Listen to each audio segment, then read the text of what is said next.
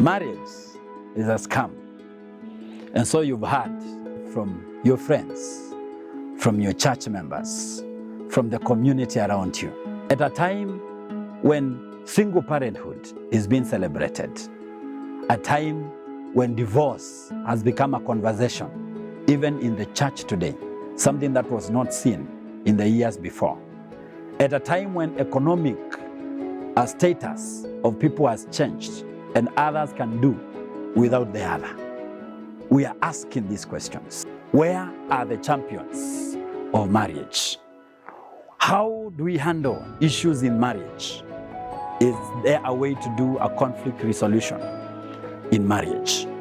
Can we have success and a celebrated marriage in our time? Is joy still part of marriage? Ama tunavumiliana? It is because of these questions that we are here and ready to tackle them during this time. Every Thursday at KATV with me, Simon, we are here to look at those issues and to answer and to look at the elephant in the room. Does marriage still work? See you there.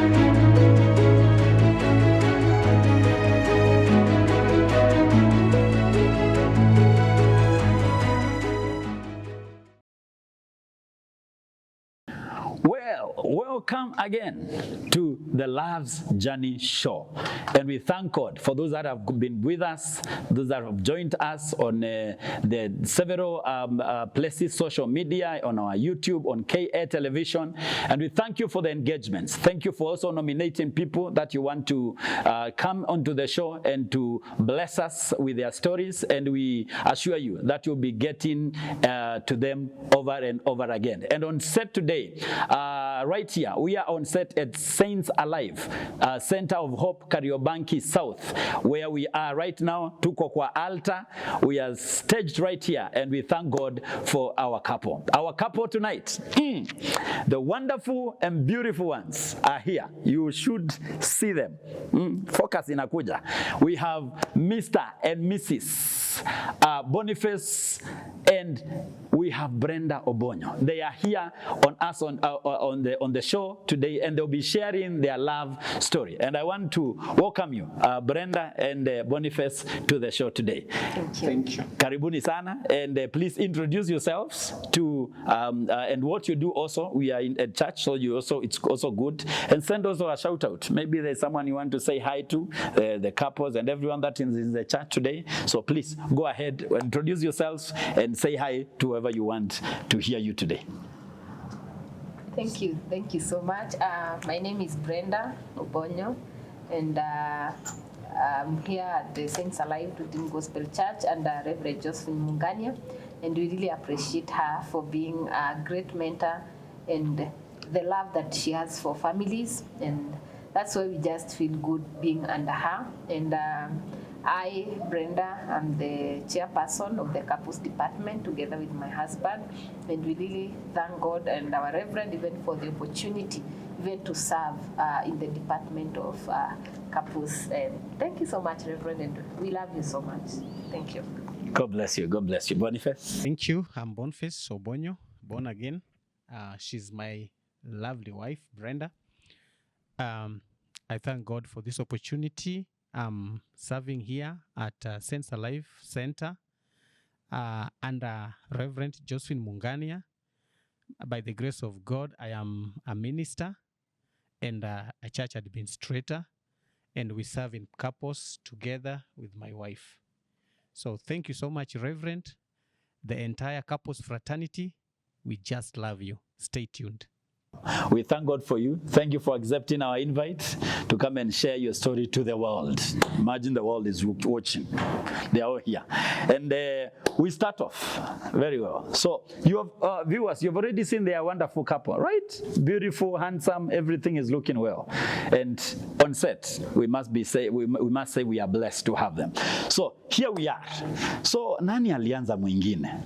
Let's begin from here. Mr. Boniface, I bet you are the one that started all this. How did this begin? We can hear a story on that. Well, the moment I saw her and just set my eyes on her, I fell in love. I could say love at first sight. Really? Yeah. Awesome. So from there, then I begin making, making steps just to woo her. Yes. Okay. Yes. Unarushia mahindi hapa na pale. Right. All right. So where did you meet? Where did you meet the first time for that love to happen?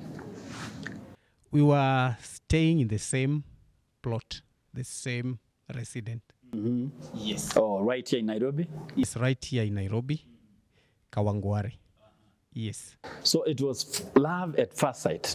Yeah, for me it was love at first sight. I saw her and my heart just fell in love. I skipped a bit. Sure. Awesome. Well, we have had many stories, but this is starting also on a very nice end. It was nimemwona mara ya kwanza. You don't even know her. You've not yet talked, but here she is. I want this one. Yes. So we just started friendship as usual. Yes. Okay. So, Brenda. Yes. So this guy sees you for the first time. He's never talked to you. Yeah. So how was that for you? How did he approach you?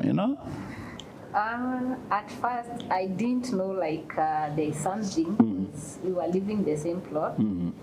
but I was living with another lady, a friend, and then his brother was still living the same plot, like 3 houses from ours. Then his was behind. So anytime I think we were talking with the brother more than him, because him, you just come. Now the brother, my brother-in-law Peter, he was just like 3 houses from ours. So anytime when you walk, hi, how are you? Just like that. And then it happened, we moved from that plot first. So when we moved, now my brother-in-law, he was so friendly even to the lady you were living with. So he invited her to the church he was going to.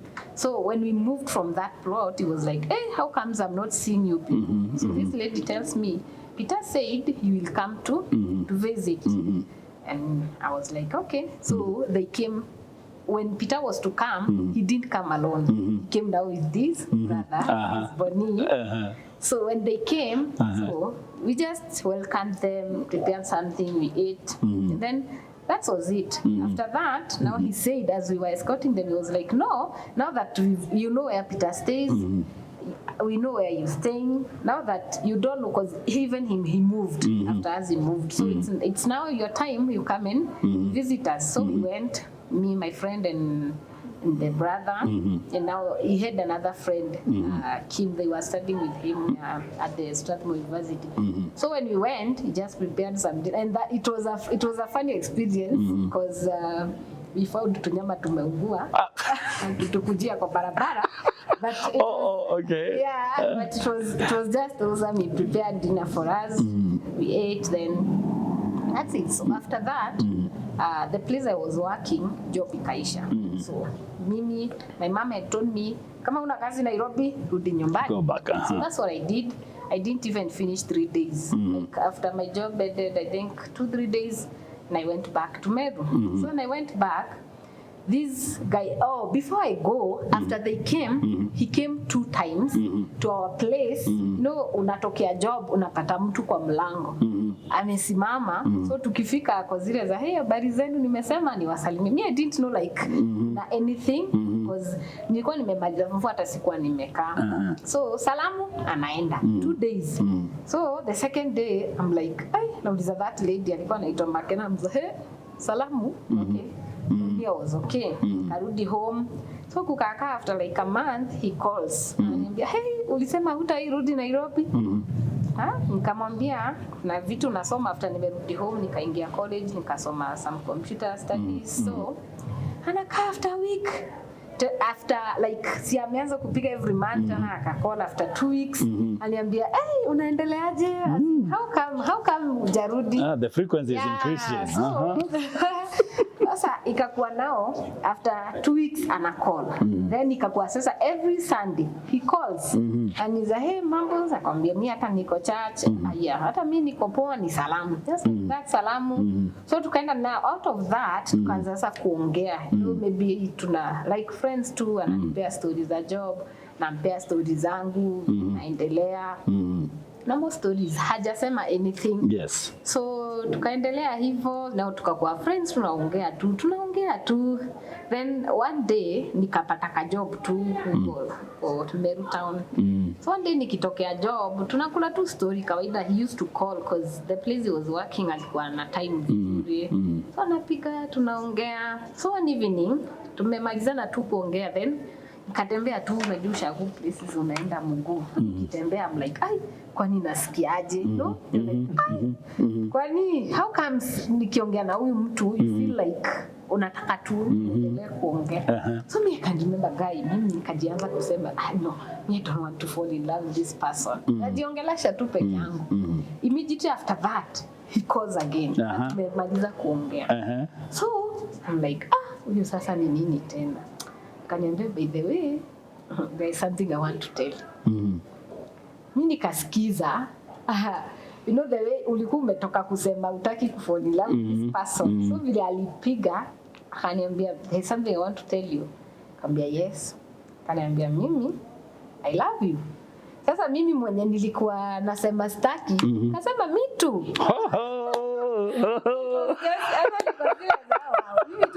nilikuwa nakataa I don't want to fall in love with this person na hata sija hesitate nimesema tu immediately me too it just came out hivyo tu ikatoka because already my heart was saying ni mdomo tu ilikuwa inakata the heart kusema yes so that's how we started kwanza sasa kuongea because now we know ako Nairobi niko Meru talk tunaongea nakaa kwa my aunt and Brenda ni nani unaongeanga na yeye usiku mpaka saa 5 saa 6 kwa sasa kwa bedroom karibu unaingia huko kwa kiti mnaongea to used to talk so many things and the funny part he didn't come like sijui we are dating we want to he was straight to the point I want to marry you it's you that I want to live my life with so hata kwa simu hivyo tu that was the conversation the life yenye anataka tukae the way anataka we bring up our children hivyo hakukuwa ati ana dating nyingine no it was straight to the point and the life that anataka tuishi so we talked tukakuwa friends so that was in December so not as in tukaongea like from May all the way to December so ikakuwa January I'm coming back to Nairobi yes na yeye ananichukua stage him nilikuwa nakuja kwa my aunt yes so tukapatana tukaongea like you know the way mnapatana mtu ni kama mmekuwa because we've been talking every day we used to talk so much so after that kuja Nairobi kaenda kwa my aunt that was January nikakaa February March April something has moved very fast there it was like I don't think we can stay apart in fact ndio to move in akaniambia anataka kunipeleka kwao so mimi nikamwambia mimi niende kwenu kwanza nikamuuliza sasa naenda kwenu na hata sijui kama huwa mnakula watu because now you know this is intermarriage these are people that hatujawahi interact na wao cause mimi kwa tu nimetoka ushago nimekuja Nairobi but the good thing nikamwambia mimi siwezi enda kwenu kama hujaenda kwa mama yangu anambia when do you want us to go but wait before we get to that so Mr. Boniface Yes. This is someone you saw, and in a few days, she's back to Shags. Yes. How long was that? From the time you met to the time she left? How long was that? It was almost a year. Oh, you were still here for a while. But he had never said anything yet. Nikukuja Sunday, salamu, I was just saying hi, and that's it. I was building something. So there's a part I just want to mention. When she moved to Meru, and now the communication started, we could talk and talk so often. So there is a time, it was during post-election violence, the 2007, you remember? Yes. So there was a time when the violence was on and we were under curfew. You remember Nairobi was a hotspot. Meru was okay. So I didn't have credit, I didn't have anything. So I asked her to send me something at credit. And she came through. Yeah, she sent me some money, some credit, and I was able to sort myself. Then I said, wow, what kind of a lady is this? Because most cases, it is the men who give. Ladies always expect to receive from the men than give. But now here is a lady who is coming through for you. So I was quite sure that I got exactly what I wanted. So it's like a confirmation for you. Yes, I knew now this is the right lady. She's not just after anything, but she's ready to. So I knew that even when we come to marriage, she's somebody who will be able to chip in into the family, so that we build together. Yeah. So you stay in Meru. The conversation now gets hotter and true while you're in Meru. How long was that when you were in Meru before he said anything to you? We talked almost for 7 months. Yeah. 7 months. And you proposed to someone you had not seen for so long, but it was in your heart. Sure. And I proposed when she was away. And she said yes. We were not together. And On the spot. That's it. How was that for you? Wow, I mean, I was very, very excited. That was amazing. You know, many times you expect when you propose, then you are told, wait, I'm going to pray or think about it. But you know, this case, she didn't think about it. She had it. Yeah, it's like what I was feeling and all that. She had the same feeling, the vibe, and everything. It's like everything was just connected. Yeah. Wow. And he's starting well. This is nice. This is nice. So he proposes to you. You say yes instantly. Did you even think after that? Like, was I serious with this? Like, how did that hit you immediately after you said yes and the conversation is done? You know, I laughed because I feel like a minute or two before he calls, I was like, kwani nasikiaje? You know, umeongea mtu nasikia. Ni kama kuna vile nasikia. So I'm like, no, I don't want to fall in love with this person. So immediately anapiga, unasema, anakwambia hivyo na wewe kwa zile za, me too. So I'm like, ndio hiyo. You know? That is a heart that has spoken now. The mind is due. But you know, alikuwa already asha build something, a friendship. So it was even so hard for me to say no. And there is no single day that we didn't talk. In the morning, lunchtime, in the evening, asubuhi umeamka, lunch, umekula nini? Jioni, umefika home, you know, those conversations. Yes. I think that's what built. That is good. That is good. This is starting well. This is starting well. So, you said after you came back, you didn't take long. You moved in together. Yes, we did, because now I came back on 4th of January 2008. And I stayed at my aunt's place January, February, March. And don't forget, we are seeing each other every Sunday. Every Sunday. Yes. Every Sunday of the 3 months. You are not, were you in the same church? No. Okay. I was living here in Kariobangi South, coming to Saints Alive, but he was living in Kawangware still. So we would meet in town Every Sunday. Yes, every Sunday. So nilikuwa nakuja hapa first service ndio huyo mimi. Naweza fikiria ni mahali nakimbizwa. So town tunatembea. I didn't know sikuwa na hiyo exposure ya kutembea Nairobi. Yes. So tukatembea na hata si eti by then hakukuwa mambo mingi, ni mnaenda Uhuru Park, Yes. City Park, Arboretum, mnashinda huko, nimebeba kaleso, tunakaa tu huko kwa nyasi tukiongea story. And the good thing, the stories we were talking, yani ilikuwa future. He was seeing the future. No? He was clear with the future. Kabisa. Hakuwa mchezo. It was evil. Tunataka tufike town tukule chips. Na hakuwa anataka nikule chips sana. Ugali. That's when I was introduced to kufinya. Ugali. So, but then we had that was January, February, yes. March.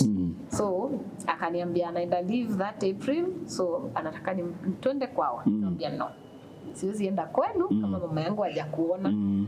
Kanisa, when do you want us to go? Because tulikuwa tunaambiwa ukiwa msichana, ukiambia mwanaume aende kwa wazazi, akatai, umejua ni red flag. Oh, you had been forewarned. So vile nilimwambia, kaniambia no, when do you want us to go? Kamwambia anytime. Kaniambia can we go on Sunday? So that was hiyo tu, like it was this Saturday, then aliambia twende the following Sunday. Kambi na shida, nikapigia my mom, kaambia nataka kuleta mgeni. Unajua sasa unapeleka mgeni. Yes, mgeni. Friend. Mgeni. Yes. So, tukaenda, akaniambia it's okay, I'll just get a friend. Twende tusalimie mom, turudi. That's what we did. So nilikuwa kwa my aunt, nikatoka sasa ndio twende wetu, tukaenda tukakutana na my mom. Hivyo mama yangu of course unajua hiyo generation anakaniuliza, kamuuliza mtoto, umeona mtoto wangu ndio umependa? Akasema yeye ana shaka. You know, intermarriage zilikuwa like unaweza pata mzazi anapinga, my mom didn't. Hakupinga. So tukarudi tu Nairobi the same day. Then hiyo wiki ndio hawa sisi nikaenda safari ya kwanza refu cause nilikuwa nimezoea fupi. Kaenda safari ya overnight on the way to Siaya. And that's it. Kurudi sio sasa nirudi kwa my aunt. So akaniambia instead of going today, utaenda kesho nikienda town. Kesho kufika akozile za sasa si tukakae uende hivyo. That's how I didn't go back. Oh. So hata sasa hii bado unarudinge kwa auntie. I'm yet to go back, but of course, auntie keep waiting. But she's not coming back. Huyu ameenda, hii imeenda. So I mean, Boniface, you were straight up with this. Yes. Let me just speak something. I got saved when I was in high school, Form 3. But now after high school and college, and now the kind of job that I was doing, I was working with Wells Fargo, the security firm. That was my first job. During all that time, I didn't go to church and fellowship of brethren and everything. So it's like spiritually, it's like I wasn't like right, okay. So, but after all this, of course, as she says, when she asked me, I knew I wanted to marry. I knew I was very, very serious about it. So we went to her place, and the parent really received us so well. And she just asked us, if this is what you have decided, it is your life. Akaniambia, just take care of my daughter, nisiwaisikie anything, because it is you who have decided for yourselves. So we came back, and now after that, of course, we visited now our parents. On our parents' side, it wasn't an easy thing, a walk in the park. Oh, you were not received in the same way? Yes. Remember, it was just after post-election. And here are two different tribes who are perceived to be enemies. Yes. These are Luos and these are Merus and Kikuyus. You know, they put them in the same basket. Yes. So when we went home, Dad wasn't happy, but I'm happy at least our mom was positive and she welcomed us. But the whole family, we were not welcome. But since we had an inward drive, I knew we will just push it on, regardless of what other people say. Yeah. So, Brenda, you have not been received, and this guy was very well received at home. How did that sound to you? Like, you didn't break you to a point you say, this guy, Bernard, we are done. It seems like you everything went well even after that. Okay, what he did, you know, mostly kuna ile kufunika. I didn't know. I didn't know because my mom-in-law, Yes. She was not in, so she came. So vile tulifika akakuwa ako tu sawa, tukaribisha tu vizuri, because now the mom was not there. Tukaka, I think tulikaa like 4 days, and he was alinitembeza, so me I couldn't even read that he kani, you know, alifunikia in a very good way. Me hata sikujua again. This guy is wise, man. This man is wise. Yes. Tunaamka na tembezo, tunaenda mpaka Busia border. Anyway, me sasa hata sijui. He kept you busy. Yeah, I was busy, so sikujua kama siku accepted. Nilikuja kujua sasa baadaye. But the thing was too tight now at that point to break anything. I was happy, so You didn't had each other. You know, when you have one another, yes. Mnaweza toboa vitu mingi. Yes. Yeah. Awesome. God. People, we are having a wonderful time here. And this is a couple that are starting from, you know, feelings like, what is happening? What is happening? Something is burning me. And then when it's just about to say no, then it's like, yes. And that's where we are, and we thank God. So, Bonnie, this safari, all this while, when you are courting her, taking her home, when you are now doing the covering at home, did you realize that she didn't know that she wasn't welcome as such at home yet? No, what I was trying as much as possible to be her defense.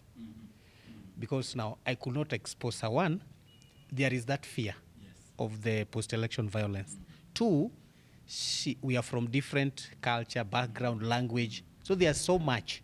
So I knew unless I come and cover her and protect her, then who else? Yeah. So you started playing this man role, you know, early in advance, straight up. Where people, when you get a man, you know, make sure they speak like they understand where you're going. Wanaume, you are getting a secret here to my young people that are out there. When you meet a lady's top stories, mingi, just tell her or show her what you are going to, you know, how the future looks like. Paint it. Paka rangi vizuri. And now wait now for her to accept it or to refuse. But at least you've known the way. Now you don't have to beat around the bush. You've known. Boniface is here, he's told you, you know. Piga kitu. Onyesha pale tunaenda. And then all is going to be well. So we are just starting. And I feel like, wow, we need like 3 hours here. Are you people loving this? This is awesome. So we will continue from here. But for now, for the moment, we are going to take a short break. Don't touch that dial. We will be back. And then we'll continue with their story. Wonderful couple in the house. And we are having our good time here. And my name is Simon Bulunza. Be tuned.